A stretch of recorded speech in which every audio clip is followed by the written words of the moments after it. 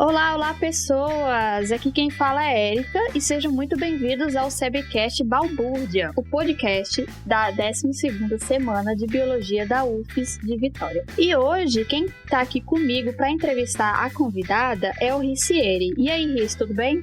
Ei, gente, tudo bom?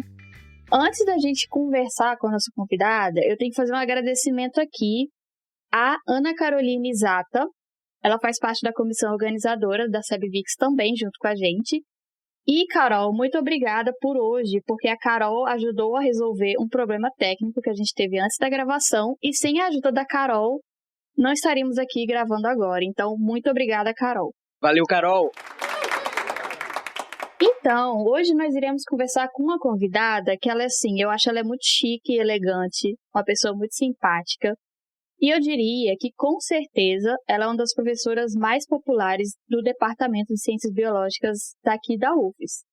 Estamos aqui com a professora doutora Maria do Carmo Pimentel Batitucci.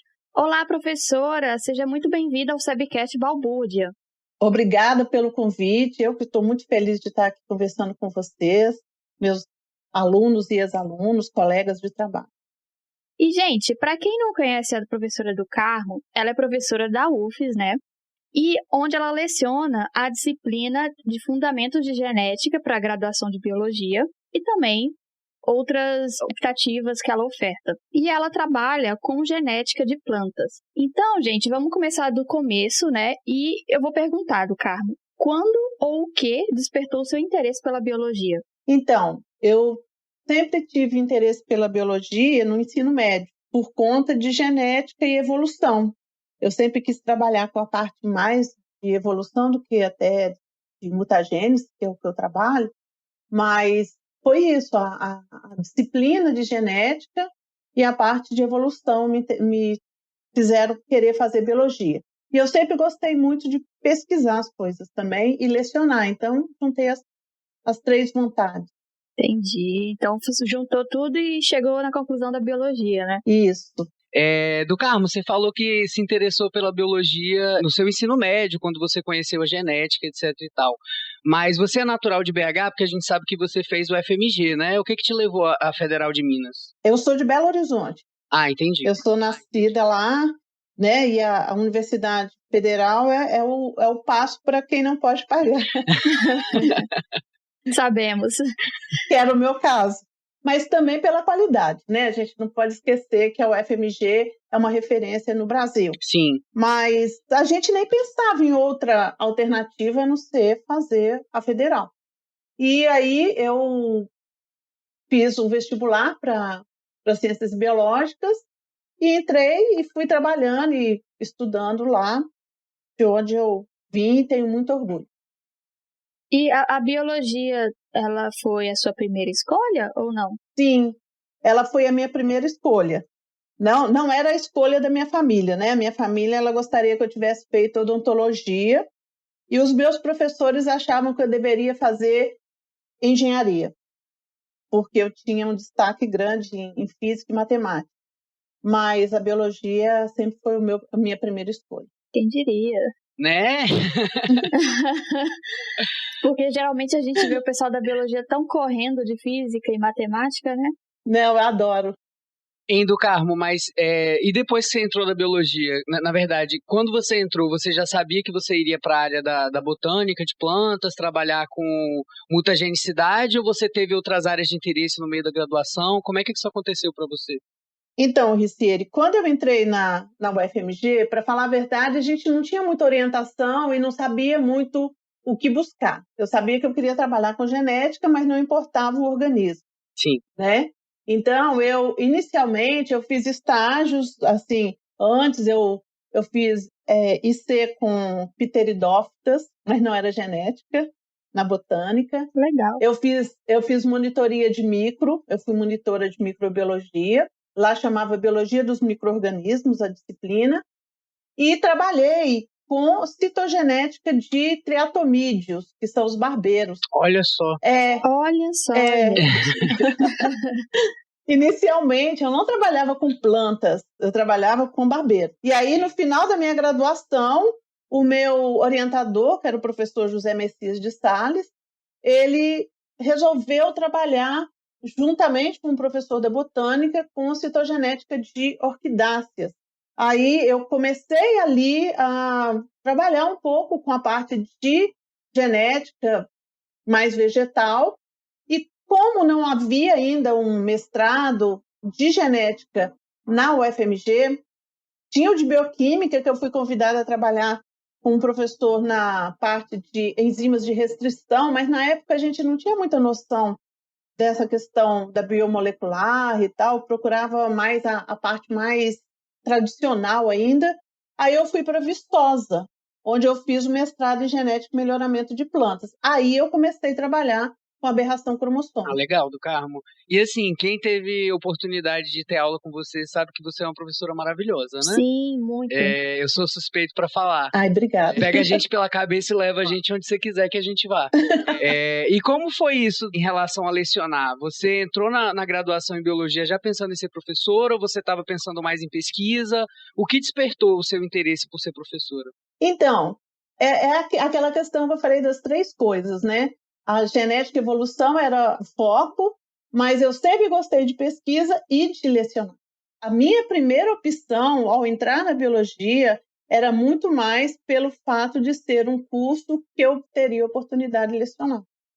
Então, na realidade, eu sou uma das, às vezes, poucas pessoas que já entra no curso querendo ser professor. Porque na minha época era o contrário. As pessoas queriam fazer o bacharelado e, se não desse, fariam a licenciatura. Infelizmente, né, era essa a situação. No meu caso, não. Eu fiz a licenciatura primeiro e, em paralelo, eu fui fazendo bacharelado. Porque na UFMG, pelo menos na minha época, né, os bacharelados eles eram por áreas específicas. Inclusive, isso está registrado no diploma como eu sou bacharel em genética. Entendeu? Então, sim, entendi. É separado, não é bacharel em ciências biológicas genericamente. Tem vantagens e tem desvantagens, mas a parte da licenciatura sempre foi forte para mim, e eu sempre gostei e gosto. Ai, que maravilhoso, Lucas. Sorte a nossa também. Falando um pouco da sua época de graduação, tem alguma lembrança engraçada, assim, uma história engraçada que você pode contar pra gente da sua época de graduação? Tem várias, né? Pode contar. Graduação é o que não falta, é a gente viver momentos engraçados. Mas vou contar da pesquisa, né, que é melhor do que, apesar de ser engraçado. Como eu trabalhava com barbeiros, o meu orientador ele criava os barbeiros numa sala específica, né, onde ele deixava lá o material. Tinham barbeiros de várias partes da América. Então, tinham barbeiros enormes, tinham barbeiros pequenos, tinha o da doença de Chagas e tal. E eu e a técnica do laboratório, que era uma aluna de enfermagem, ela era funcionária da universidade. Nós éramos responsáveis por tratar os barbeiros. E o barbeiro, ele é hematófago. Então, nós tínhamos que pegar pombos, que eram criados pelo meu orientador num galinheirinho, num pombalzinho, e a gente levava esses pombos e os frascos com os barbeiros, eles eram cobertos com um filó, uma manta. Nós encostávamos o pombo ali, deixávamos ele deitadinho ali, e ele ficava sugando. Então, para a gente, um dos maiores problemas era a gente pegar esses pombos dentro do pombal, porque era um pombal bem precário. Ficávamos eu e ela lá lutando para pegar o pombo.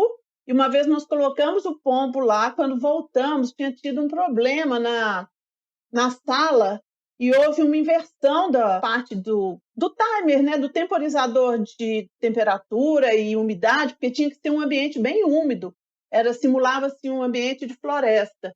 Aí tinha chovido na sala. Aí nós chegamos, a sala estava toda molhada, como se fosse uma chuvinha mesmo, né? Então a gente sofria para pegar o pombo, chovia na sala, e uma vez nós, infelizmente, esquecemos o pombo lá e ficamos conversando. Quando chegamos lá, o pombo estava morto. Porque os animais sugaram mais do que precisavam. Meu Deus! Mas, fora isso, várias outras, né? Várias outras. O que não acontece com a gente dentro do laboratório, Nossa, né? do carro, melhor nem expandir muito essa história, né? Não, melhor. Pode trazer problemas. E do Carmo, a gente está fazendo aqui o Sepcast, né, do nosso evento, e não podia faltar um pouco de polêmica também, né? Pode polemizar. Pensando nessa parte da polêmica, já que você trabalha com genética de plantas e mutagenicidade, a gente queria saber sua opinião sobre a homeopatia, né?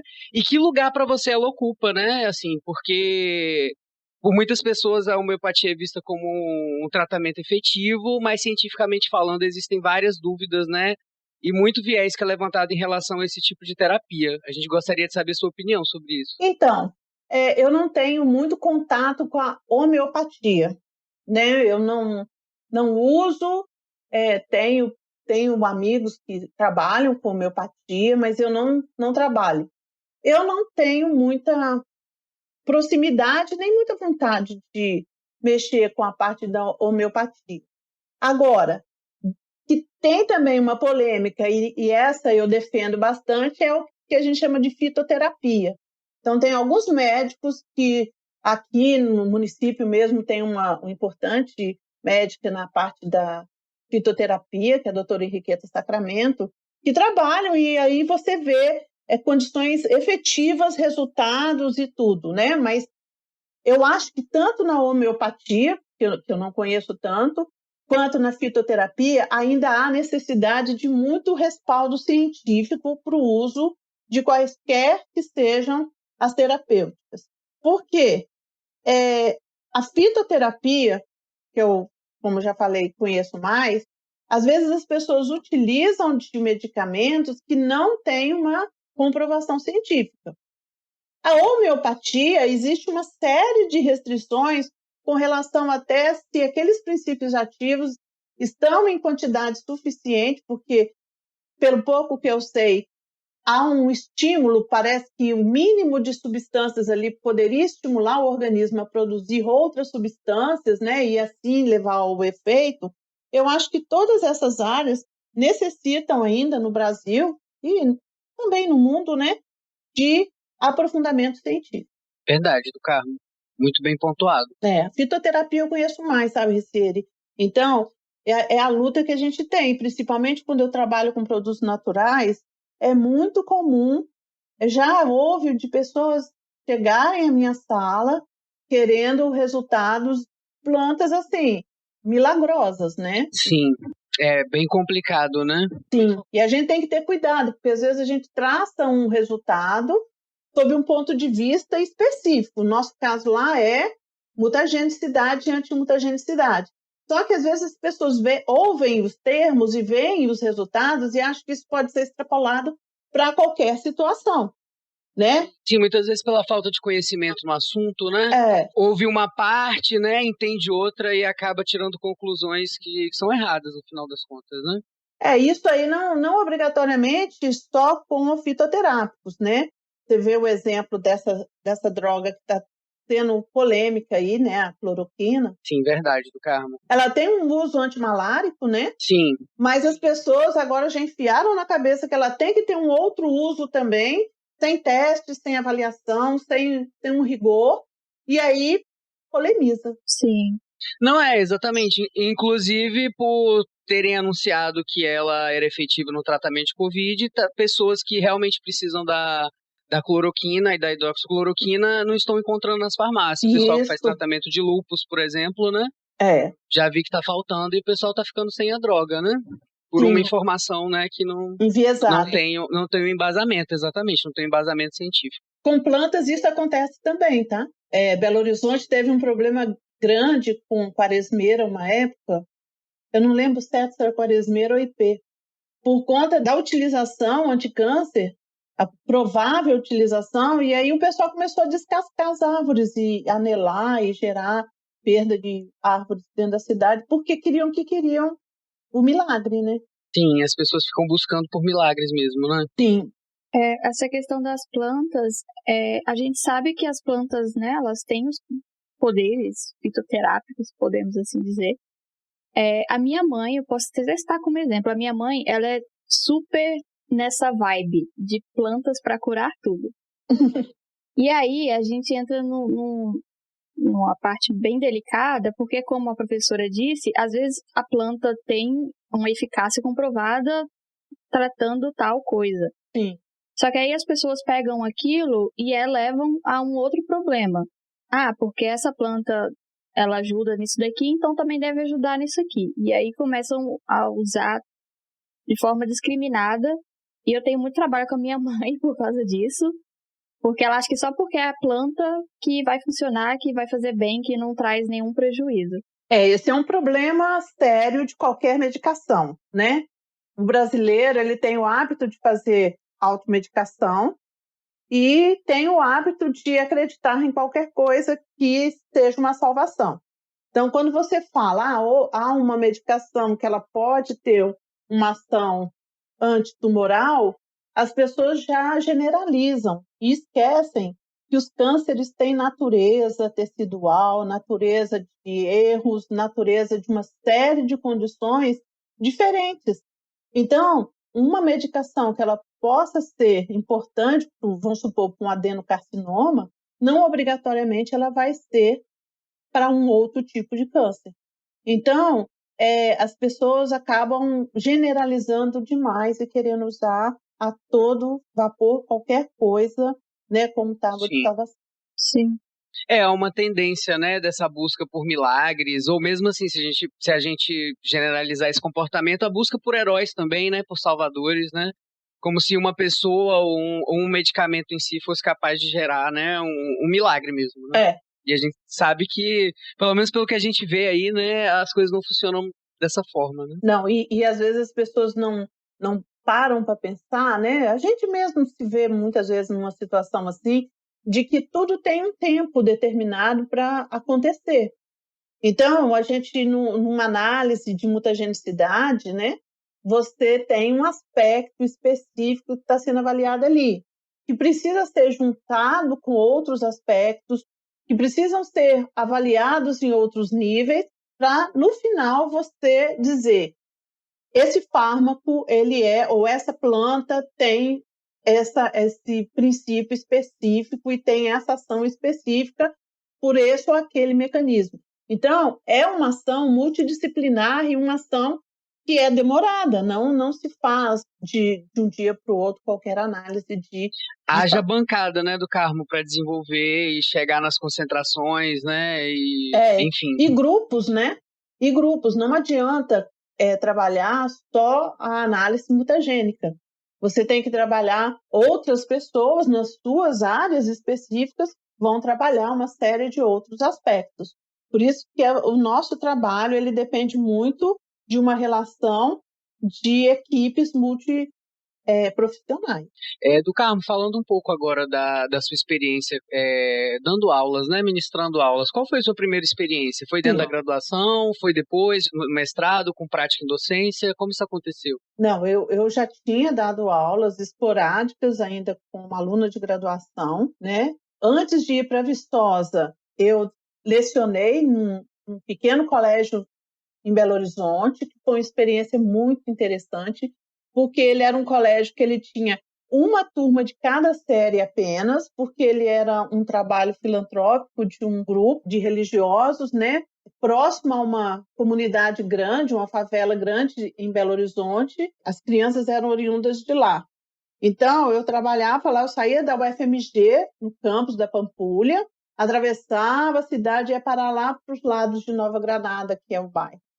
E foi muito importante eu dar aula, sabe? Que você aprende a conviver com pessoas totalmente diferentes do seu universo. Não no universo da questão social financeira, mas da questão social de onde eles estão vindo e quais são as vidas que eles têm. Sabe? É igual quando eu cheguei aqui em Vitória, eu dei aula ali em Joana d'Arc, próxima à usina de lixo ainda é, né? Próxima à usina de lixo da PMV.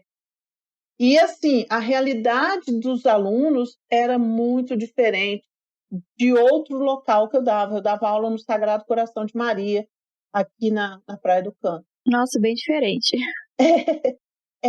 Aí eram realidades muito distintas, inclusive distintas da minha, sabe?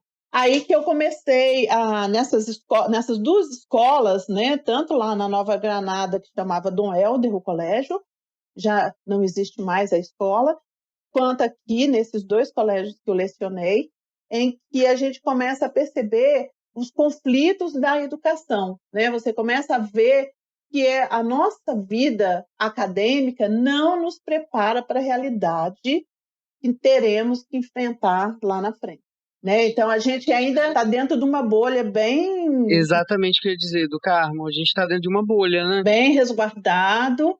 Por mais que você faça estágios, igual eu trabalhei no PIBID, né? E tem o PIC Júnior, por mais que você tenha essas vivências, o aluno consiga vivenciar isso atualmente, na minha época nem tinha essa possibilidade, mas quando você vai para a sala de aula, aí você percebe situações assim de conflito social muito grande, sabe? De garotas que são abusadas em casa, aí que você entende o sofrimento que é, né? A fome, você vê que a criança está ali, ela não tem condição de assistir a aula se não tiver o recreio para ela lanchar. Então, é diferente, é muito diferente. E já dei aula pouco tempo, mas já dei aula à noite, que é um outro universo. Aí eu ainda estava na graduação, eu dei aula à noite, por pouco tempo, mas assim, aí são as pessoas que vêm cansadas, sabe? Sim. Pessoas com uma vida puxada, às vezes dormindo na sala de aula. Então, são universos muito diferentes. Eu já transitei em ambientes que eu ficava assim, por que eu estou fazendo aqui, né? De tão bom que era. Mas também já transitei em lugares em que a pobreza estava muito abaixo do que eu imaginava que a gente é meio fora da realidade, por mais que a gente tenha as nossas vidas, a gente é meio fora da realidade. Mas também já estive em locais que eu falava, gente, onde que tem, sabe, em Belo Horizonte mesmo, teve um colégio que eu fiz um estágio lá um tempo, eu substituí uma professora, eu falava, gente, como que tem gente que tem dinheiro? Então, o que acontece? A vida é muito diferente. E a gente leva isso para tudo. Então, na própria universidade, vocês às vezes não percebem, né? Eu já tenho 27 anos de UFES, mas a gente convive, eu fui coordenadora aí, como coordenadora dos alunos que buscam muito com seus problemas pessoais e sociais, como que as vidas são distintas. A gente não só vê isso, Ricieri, dentro da sala de aula ou vivendo com o aluno. E também não adianta ser aquele professor que chega lá e pá, e vai embora e não convive. Entendeu? Você tem que estar convivendo, porque a gente não tem noção da magnitude que são as realidades. Sim.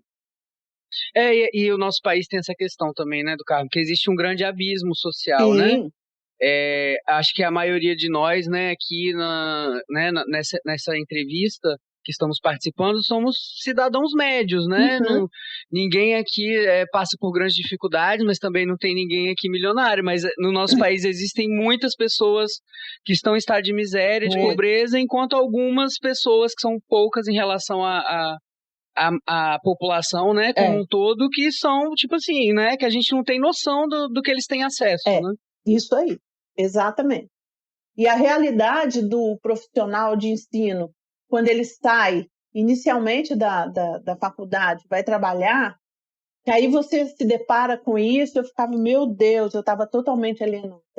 Aí que você vai vendo que você nem sempre está tão preparado. Você está preparado com relação ao conteúdo. Sim. Mas não preparado com relação ao enfrentamento de situações de como que você vai lidar com aquilo, né?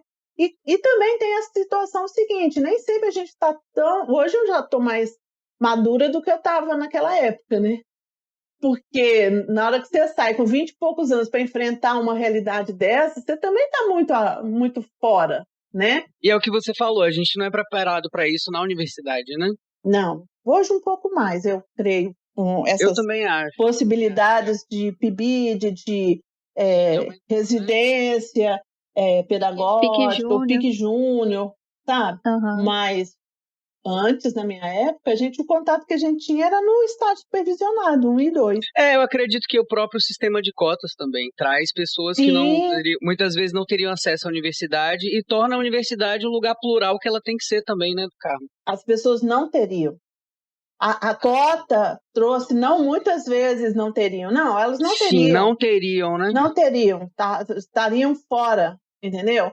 Por isso que houve tanta resistência no início, e ainda tem, velada às vezes mais patente, mas ainda tem muita resistência às cotas, entendeu? Aquela questão, tá roubando a cota, tá roubando minha vaga, tá tirando...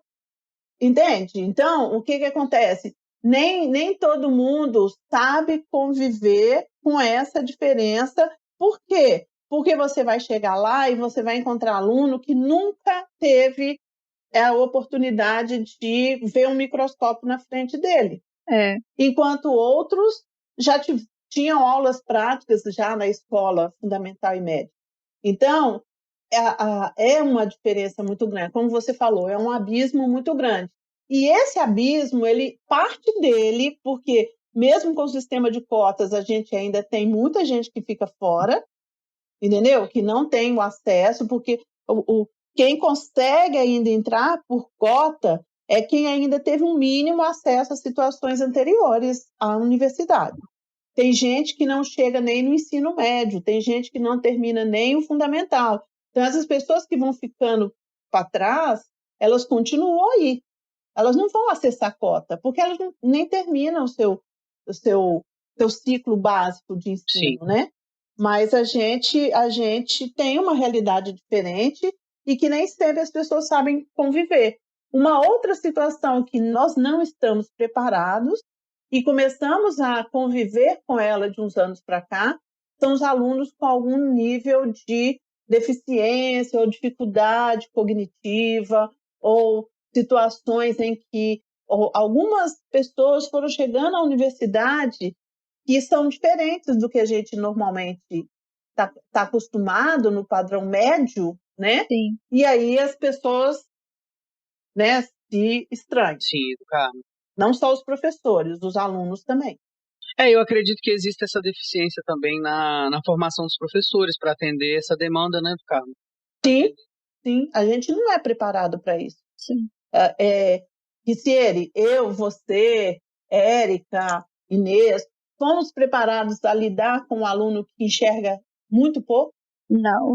Especificamente, não. Não somos. Realmente não, do Carmo. Um aluno que ouve pouco, um aluno que tem dificuldade cognitiva, que tem um déficit de aprendizagem frente ao grupo, entendeu? Pessoas com restrições diferentes daquelas que a gente está... Olha, eu vou te dizer, às vezes tem professores que não sabem lidar nem com o cadeirante. Sim. Por mais que ele não tenha uma dificuldade cognitiva, mas a locomoção, o ajuste de uma cadeira, isso já desestabiliza. Tem professor que se desestabiliza completamente e a universidade não está, muitas vezes, né? Agora tem melhorado um pouquinho, mas preparada para receber um aluno que tenha qualquer nível de necessidade especial. Sim, verdade. Verdade, do Carmo. Do Carmo, agora que você falou um pouquinho da sua carreira, né? Você falou de onde você deu aula, suas experiências. Fala pra gente qual foi o caminho que você percorreu até ser uma professora da UFES. Então, eu sempre fui acadêmica, né? Para falar a verdade. Então, eu entrei na UFMG, fiz a licenciatura e o bacharel como graduação. Quando eu terminei isso, eu ainda fiquei 1 ano dentro do laboratório, porque eu queria fazer o mestrado e não tinha o de genética, eu queria fazer. Aí fiquei sabendo do mestrado em Viçosa, aí fiz a seleção do mestrado lá, fui lá, conversei. Lá não tinha prova escrita, era análise de currículo da gente, nem existia Lattes ainda, né? Análise de currículo no sentido do histórico escolar, né? Então, eles analisavam o histórico escolar, você fazia uma carta de intenções, aí eu entrei no mestrado, olha, eu vou te falar, uma das melhores épocas da minha vida em termos de estudo e conhecimento. eu trabalhava com citogenética de milho, né, com aberração cromossômica, trabalhava com o professor Luiz Sérgio Saraiva, que era foi muito importante na minha formação, meu orientador de mestrado. Aí terminei lá, fiquei 1 ano desempregada praticamente, né, consegui umas aulas no meio do ano, e aí surgiu a oportunidade de fazer concurso aqui, mas não concurso para a universidade. Eu fiz o concurso para a Prefeitura de Vitória como professora do ensino fundamental, a antiga 5ª ou 8ª série. Aí eu vim em 91. Já em 91 houve o concurso, em 92 eu entrei como bióloga na prefeitura, então eu fiquei com 2 cargos, porque professor pode acumular. Fiquei com esses 2 cargos, como bióloga e professora, e dava aula nesse colégio particular que eu comentei. Uhum. E aí, no final de 92, eu me inscrevi para o concurso da UFES, que foi no início de 93, e passei no concurso. E entrei para a UFES como professora do setor, que antigamente tinha isso, né? Do setor de genética, biologia geral e evolução. Mas eu não comecei dando aula de genética, não. Eu dava aula de genética para odontologia, mas dava aula de biologia geral 2 para biologia. Então, assim, aí fui galgando, fiz o doutorado. Eu já fiz o doutorado como professora. Eu tinha as 2 filhas pequenas e queria ter ido para Rio Claro, que eu tinha uma orientadora provável lá, para trabalhar com a citogenética mesmo. Sim.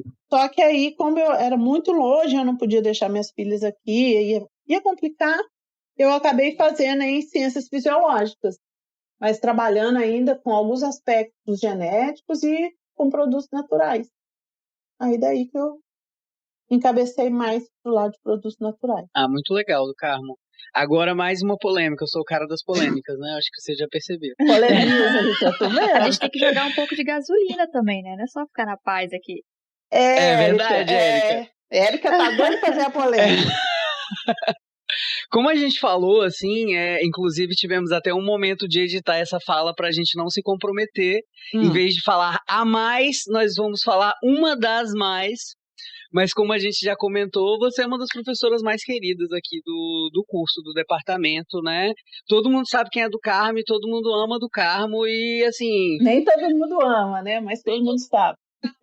Nem todo mundo... Do Carmo, pra mim, até agora eu tava achando que você era uma unanimidade. Pra mim também. Não, eu sou quase unanimidade para os alunos, né? Mas assim, e essa unanimidade com os alunos, pelo menos, então, que isso aí a gente garante que é verdade. Sim.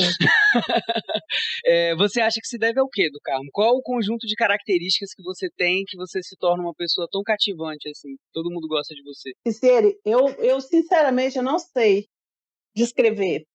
Às vezes eu sei, não, tá escondendo o jogo do Carmo. Não, às vezes eu penso que não sei, às vezes eu penso que sei. Mas eu vou te falar uma coisa que é uma situação que eu levo para mim e sempre levei.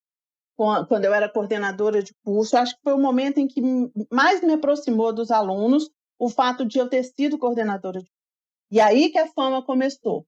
Pela questão do que, para mim, independe de você ser aluno, funcionário, professor, reitor, você, a princípio, é uma pessoa a quem eu devo respeito. Sim. E eu gosto de pessoas. Então, eu já fui criticada por isso. Do Carmo gosta de aluno? Gosto de aluno. Gosto de estar envolvida com a juventude. Gosto de participar das questões com os alunos. Gosto de conversar com os alunos, entendeu? Gosto de ver vocês na vida de vocês. Por quê? Porque é o nosso papel, não é só pegar um conteúdo e transferir na sala de aula. Então, eu acho que isso fez com que a gente tivesse uma ligação. Então, eu sempre tive em cargos que fazia mediação entre a universidade e os alunos. O coordenador, ele nada mais é do que um mediador entre os alunos e o corpo docente e as ementas e as ações da universidade. Então, ele é um porto onde os alunos procuram muita ajuda. E eu sempre gostei de estar com isso, sempre gostei. E gosto de ver as novidades dos alunos, gosto de ver os alunos crescendo, entendeu? Quando o aluno publica lá no Facebook ou no Instagram uma novidade, uma foto, um prêmio, uma coisa, uma publicação, eu gosto. E tem essa questão, eu não sei se é o fato de ser mineira, né? O mineiro, ele é muito hospitaleiro. O mineiro, ele conversa com todo mundo.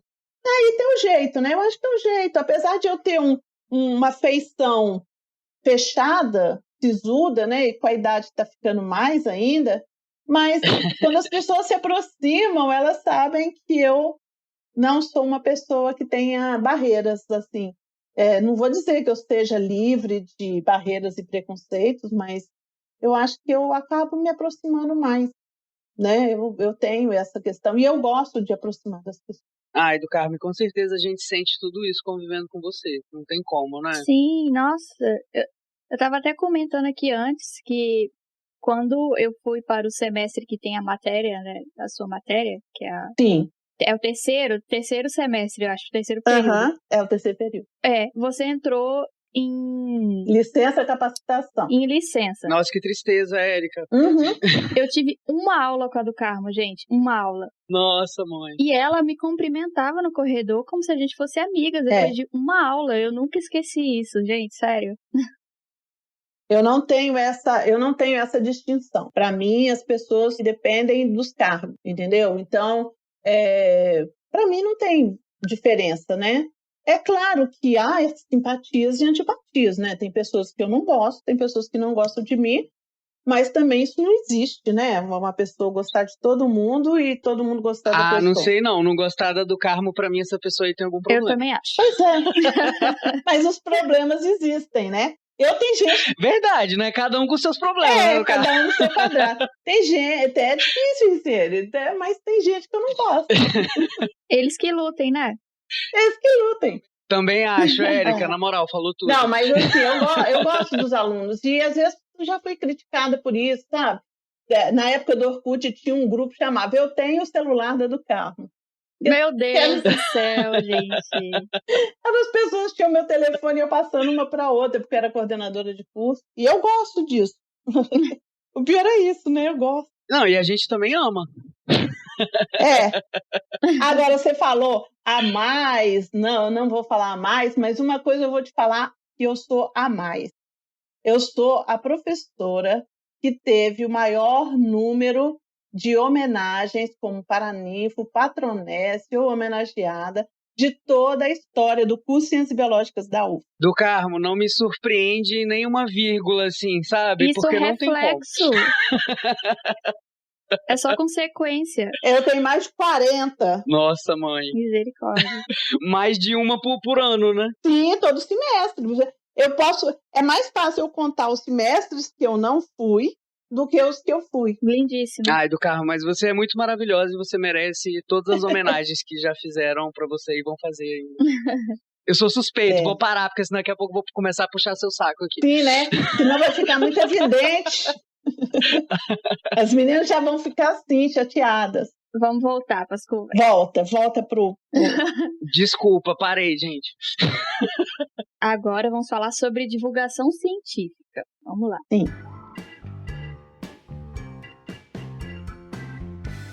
Como é que você faz a sua divulgação científica? Porque eu sei que você tem muitos trabalhos na área da licenciatura. Como você disse, né? Você gosta da área da licenciatura. Então, você tem muitos trabalhos, tanto na área do bacharel, orientando, né? Quanto na licenciatura. E também, eu sei que você orienta um amigo nosso, aliás, beijo, Lucas Evan, que com um projeto com historinhas em quadrinhos. Sim. O que você pode falar um pouco sobre isso? Então, o que acontece? A nossa divulgação científica, ela é baseada mais em publicação e congressos, né? A gente faz tenta publicar, que já foi mais difícil no nosso caso, porque nossa pesquisa, ela demora um pouquinho a ter resultado. Uhum. Então, até que a gente acumule um certo resultado com o rigor necessário e com a possibilidade de publicação, às vezes passa um pouco mais. Mas a gente entrou num ritmo de uns anos para cá que a gente conseguiu ter um número maior de publicações. A gente sempre divulgou via simpósios, congressos, né? Essa parte, sim. Eu sempre também fiz muito ir às escolas. Então, o que acontece? As pessoas me convidavam, alunos, ex-alunos, colegas, pediam para ir à escola, falar sobre, já falei muito sobre o nosso trabalho. Sim. Né? E os meninos, os alunos do laboratório, eles divulgam muito, eles são muito importantes nisso. O trabalho dos padrinhos foi uma ideia do Evan e do Arthur, né? Eles são os donos dessa ideia e de toda a criação. Mas é uma inserção na extensão, né, que a gente faz, não só com isso, mas tem outros trabalhos que a gente faz extensão e acaba tentando levar o público, né? Igual eu falei dessa médica da PMV, ela já me convidou para participar de eventos em que eram pessoas da comunidade. Sim. Para explicar sobre produtos naturais, trazer a visão acadêmica, aproximar a universidade das pessoas que estão fazendo uso, né? Assim como eu já estive em escolas, tanto de criancinha quanto de escolas em outras faculdades, né? Mas é assim que a gente faz. Mas mais o grosso mesmo vem de publicação e congresso. Legal, do Carmo. Legal. Agora eu queria fazer uma pergunta um tanto quanto polêmica, mas mais uma vez, né? Prometo que é a última polêmica do Sidecast. Todo polêmico isso. Do Carmo, no nosso meio científico existe uma discussão, né, uma polêmica que está na gente durante a graduação em biologia, né? Sim. Que é em relação à espiritualidade, né? Muitas vezes a ciência e a espiritualidade são colocadas como coisas que se anulam, né? Sim. Onde existe ciência não pode existir espiritualidade, onde existe espiritualidade não pode existir ciência. E a gente gostaria de saber como você lida com a sua espiritualidade e como é que existe uma separação, sabe? Onde se separa para você, onde a do Carmo cientista está, onde a do Carmo religiosa está e como elas duas convivem nesse contexto. Então, que eu acho, Ricieri, que existe sim essa situação. Eu acho que acima de qualquer situação dessas tem o respeito, né? Então, eu sempre respeitei alunos que eu já dei aula de evolução, né? Antes do Albert e o Yuri serem os responsáveis por essa disciplina, eu fui responsável uns 2 anos pela disciplina de evolução. E havia aluno que assistia minha aula lendo a Bíblia lá atrás, sabe? Para não ser envolvido pelo que eu falava. Então, a premissa que eu sempre tive é o respeito pela opinião e religiosidade e espiritualidade das pessoas. Assim como eu tenho a minha, né? Eu sou uma pessoa que tem um lado de religião importante, né, para mim. Eu não sou aquela pessoa altamente praticante e tal, mas eu sou católica mas eu sei conviver. É a questão da convivência, né? Conviver com a diferença, né? Não há necessidade de tentar impor nenhuma situação. O nosso papel ali não é doutrinar e sim explicar condições biológicas importantes, né? A evolução é muito importante. É fato, não tem como se negar a evolução, mas você respeitar a religiosidade, a espiritualidade das outras pessoas, né? Eu só acho que você não, como biólogo, eu discordo de quem fica batendo a tecla do criacionismo, porque já extrapola. Agora, essa questão da dualidade do meu lado religioso com o meu lado cientista nunca trouxe um problema para mim, porque para mim são coisas que se alinham e uma não atrapalha a outra. Sim. Sabe? O eu acreditar em uma entidade acima da gente, um sentimento espiritual, Deus, de uma fé, né? Eu acho que a fé é mais importante do que o grupo religioso ao qual você se alia, né? Você ter fé agora, isso nunca me trouxe conflitos científicos, né? Porque para mim a evolução é fato. Então, eu não consigo eu não vivo essa polêmica e não vivo esse conflito. Agora, sempre respeitei meus alunos até de laboratório. Já tive uma aluna que ela era totalmente contrária à evolução e trabalhava lá no laboratório e todo mundo respeitava, ninguém nunca ficou criando um caso com ela, né? mas isso aí é uma questão de cada um, né? Sim, é individual, né, do carro. Individual, só acho que tem que se respeitar de ambos os lados. Eu acho que também não adianta uma pessoa aí e ficar te futucando porque você acredita em evolução, que você está errado, ficar debochando. Assim, o contrário também não pode acontecer. Colocar como uma pessoa pior que a outra, né? Realmente não, cada um no seu quadrado. Não faz nenhum sentido, né? E eu acho não. que há alguma sobreposição, né? Mas, enfim... A religião hoje já aceita a evolução. Se você for olhar em alguns grupos religiosos, quando eles sentam e discutem a teologia mesmo e tal, não há por que ter esse conflito, né? Existem grupos, se o pessoal acredita até que a Terra é plana... do Carmo, exatamente. Parece que a gente está voltando no tempo, né? Sim, é uma idade média. É uma idade média do século XXI. Uma idade média tardia.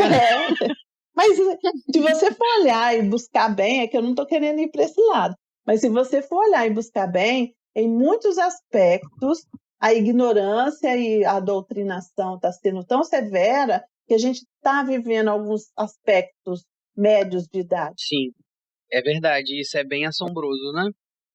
É aquela velha história. Em 2020 a gente achou que ia ter carro voador, né, do Carmo? Pois é. O que a gente tem? A Terra é plana. Estamos lidando com problemas da Idade Média, gente. Mas... Daqui a pouco eles desenterram Galileu. Ai, meu Deus. Meu Deus. Tomara que venha para ver se dá um jeito nesse povo, né? Não, vão desenterrar para queimar na fogueira os restos mortais. Do Carmo, eu queria perguntar também Sim. Sobre um evento que o seu laboratório, que é o Laboratório de Genética Vegetal e Toxicologia, vai fazer, né? Porque ele só foi adiado, que é o primeiro simpósio estadual de produtos naturais, que aconteceria agora em agosto, só que foi adiado por conta, né, dessa questão da pandemia e tal. Sim. Você tem alguma noção de quando ele vai acontecer? Alguma coisa assim? Alguma coisa que você pode falar pra gente? Então, Érica, a gente teve esse evento pensado muitas vezes. Outro dia eu até ri, falei, gente, a gente sonhou tanto em fazer quando a gente vai fazer o ano da pandemia. Mas a gente sempre quis fazer um evento que tratasse de uma forma mais abrangente de produtos naturais e que trouxesse esses grupos multidisciplinares para poder discutir. Não adianta só a visão do biólogo, tem que ter o farmacêutico, tem que ter o médico, tem que ter a pessoa que lida com isso nos aspectos religiosos, entendeu? O uso de plantas em ritos, enfim. E aí a ideia é que ele ocorra em abril a maio, porque a gente está querendo ver se fecha o ano, porque também a gente não conseguiria agora nem fazer os contratos de tentar localizar a passagem, ter certeza se vai poder comprar ou não, porque a gente teve uma liberação de uma verba da FAPES, mas a gente tem medo de se comprometer com a passagem e depois ter que mudar a data e aí ter que pagar multa em empresa aérea. Mas a ideia é que ele ocorra nesse período, né, entre abril e maio, no máximo até maio, e que ele seja presencial. Por isso que a gente adiou, porque houve até uma proposta dentro da comissão de fazê-lo da forma virtual. Mas como é o primeiro e a gente queria esse movimento dos pesquisadores aqui na UFES, sabe? Com mini-cursos, com questões práticas acontecendo, mesas redondas em que as pessoas estivessem interferindo mesmo e discutindo, a gente achou que, como é o primeiro, a gente não tinha uma experiência anterior, a gente não alcançasse isso no virtual. Então, assim, ele continua, a gente continua com as mesmas propostas de pesquisadores que viriam. Aí eu não sei se o ano que vem, com relação a compromissos, né? A gente vai ter que mexer na grade dos participantes de alguma forma, mas o nosso sonho é fazê-lo, né? Fazer esse evento, e um evento voltado principalmente para integrar os pesquisadores, alunos, a comunidade interessada dentro do estado do Espírito Santo, os capixabas, né? A gente poder apresentar para os nossos alunos e colegas o que está sendo feito acerca de produtos naturais esse ano, né? Assim, aqui no estado e informações de quem vem de fora para poder fortalecer a nossa linha de pesquisa. Muito legal. Muito interessante, do Carmo. Vamos ficar no aguardo aí das novidades. Sim, aguardem que, se Deus quiser, vai acontecer. E agora, se tiver algum aluno ouvindo a nossa conversa, estiver interessado em trabalhar com você, onde que eles podem te encontrar? E tem algum requisito para trabalhar com você? O que acontece, Érica? Sempre aceitei, nunca teve pré-requisito. Às vezes as pessoas falam, eu não fiz genética ainda. Não obrigatoriamente você tem que ter feito genética para poder estudar genética. Né? Mas, normalmente, o que os alunos fazem? Vão à minha sala, né? Vão à minha sala, ou estão levados por algum colega do laboratório, né? É mais comum as pessoas elas mesmas me procurarem. Né? Às vezes, agora, nesse momento, eu nem sei, né? Não tem nem como procurar quando não estou na UF, né? Mas eu não sei como a gente vai fazer. Tem pessoas que eu já tinha meio conversado, mas a gente está parado. O laboratório, infelizmente, está parado porque a gente trabalha, o ambiente é pequeno e a gente trabalha muito próximo um do outro. Então, na hora de fazer os testes de antioxidante, pelo menos 2 pessoas ficam muito próximas. Então, no atual momento, eu não estou recebendo ninguém, porque assim que a gente voltar, a gente vai ter que equacionar a nossa vida dentro do laboratório, vai ter que haver uma corrida para que os alunos do mestrado terminem suas atividades a tempo da defesa, né, dos prazos, e os alunos de graduação também. Então, no primeiro momento, assim, eu vou dar uma sossegada, não vou receber ninguém, mas normalmente é me procurando. Vai lá, conversa, eu apresento o laboratório e vê se de fato. E a pessoa às vezes faz uma experiência, né? Fica ali um tempo, vê se gosta ou se não gosta, né? Se é aquilo que ele pretende mesmo. Se não for, às vezes eu mesma aponto um colega, levo um colega para a pessoa conhecer. Legal, do Carmo. Agora eu queria saber de um conselho seu para quem está começando na biologia, na carreira de biólogo, né? Seja no início da graduação ou quem já está, né, na pós-graduação, um conselho que você possa passar, assim, né, para gente aí. Então, eu penso o seguinte, né? Para quem está iniciando o curso, não pense que é fácil, porque não é. Mas não deixe de fazer as disciplinas, sabe? Não vai deixando o curso para lá, deixando, eu tranco hoje, aí faço 2 só semestre que vem. Não, leva o curso a sério. Se você quer, de fato, ciências biológicas. Se você não quiser, às vezes é melhor você parar, reavaliar e buscar o que você quer do que você ficar isso para qualquer custo. Você ficar lutando com uma coisa que não é aquilo que você quer. Agora, para quem já está no final de curso, mestrado, doutorado, né? Eu acho que a nossa situação atual, ela, por mais obscura que ela seja, uma hora vai aparecer alguma coisa interessante. Então, não deixe de se atualizar, não deixe de trabalhar, sabe?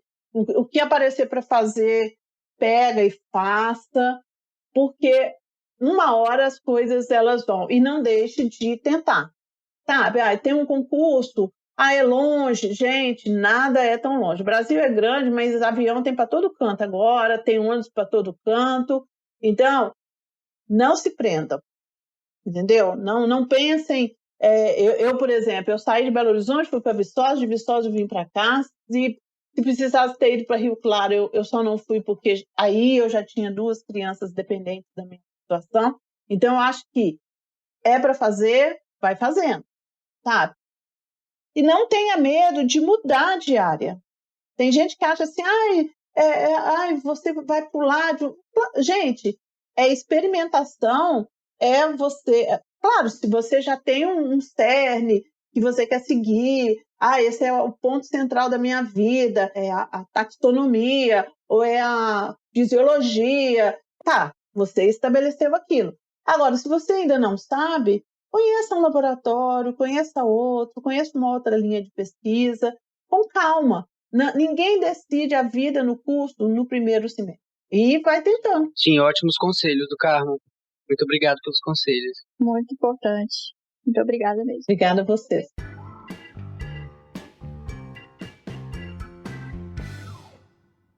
Professora, tem algum modo de contato com você? Alguma rede social, e-mail, alguma coisa? Então, Érica, o meu contato que eu normalmente recebo essas solicitações, convites, é o meu e-mail e o laboratório de genética, genética de plantas e toxicológica, né, que é o nosso laboratório. Agora, rede social, só se for minha pessoal. A gente não tem uma rede social do laboratório ainda. Uhum. Então tá. Lembrando, gente, que os links de divulgação do simpósio, o e-mail, o currículo Lattes da professora, tudo isso estará na descrição do episódio. Então, se você estiver interessado, é só ir lá e olhar.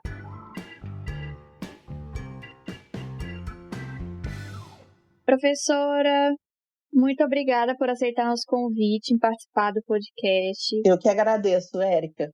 Foi um grande prazer ter você aqui com a gente. E queria deixar claro que ela aceitou, gente, em tempo recorde. A gente ficou impressionado que mandamos um e-mail convidando e ela já respondeu quase que imediatamente. Do Carmo, né, Érica? Impressionada. Né? A pessoa tá alinhada. Exatamente. E com isso, encerramos o segundo episódio do SEBcast Balbúrdia. Agradecemos muito a audiência de vocês e não percam o próximo episódio, onde iremos entrevistar o professor Atelso Bittencourt. Até a próxima, gente. Tchau, tchau. Tchau.